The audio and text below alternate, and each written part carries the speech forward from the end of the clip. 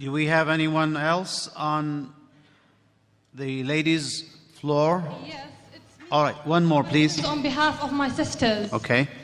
The second question is, the sister says, I have heard that clapping and whistling used to be a form of worship in the pagans or some other religions. Now, and similarly, birthday celebrations.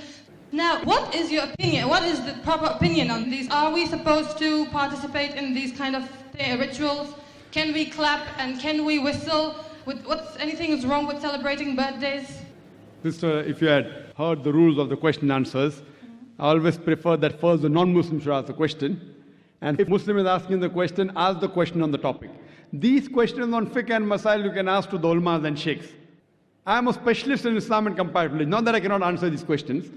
I am a specialist on Islam and comparative religion. Ask me questions which are unique. You get a heart specialist and ask him that I have a cough now, what to do. Not that I cannot answer these questions, sister. Therefore, I personally prefer first give the opportunity to the non-Muslims. After the non-Muslims have exhausted the opportunity, then the Muslims can ask. And if the Muslims ask, please restrict your question to the topic, dialogue between religions. Since the sister asked the first question, I allowed her to break the rules.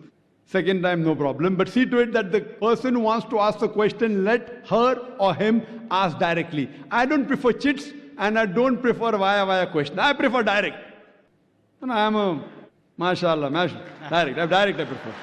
And when you get direct questions, the questions are better on the topic. These indirect on the chit, behind the scene, behind the direct. So therefore I request all the other mics, please give first a point to the non-Muslims, let them benefit. Muslims can always ask on the email, no problem. After the non-Muslims have exhausted, then the Muslims can ask, but please restrict your question to the topic. The sister asked the question that she has heard that clapping and whistling is a form of worship, and about birthdays, can we celebrate? Quranic verse which does say that clapping and whistling is a form of worship. So but natural, in our worship, we cannot clap, we cannot whistle. But what about normal clapping? There are differences of opinions between ulmas. Some of the sheikhs say that clapping is not right. Most of the sheikhs say that because Quranic verse says it's a form of worship, in worship you cannot clap, you cannot whistle. But otherwise, generally, if it's a culture, as long as it doesn't go against the Quran and Sharia, if it's a gesture of appreciation, best is Allahu Akbar, mashallah, no problem. But clapping will not come in the haram category, it will come in mubah category, difference of opinion.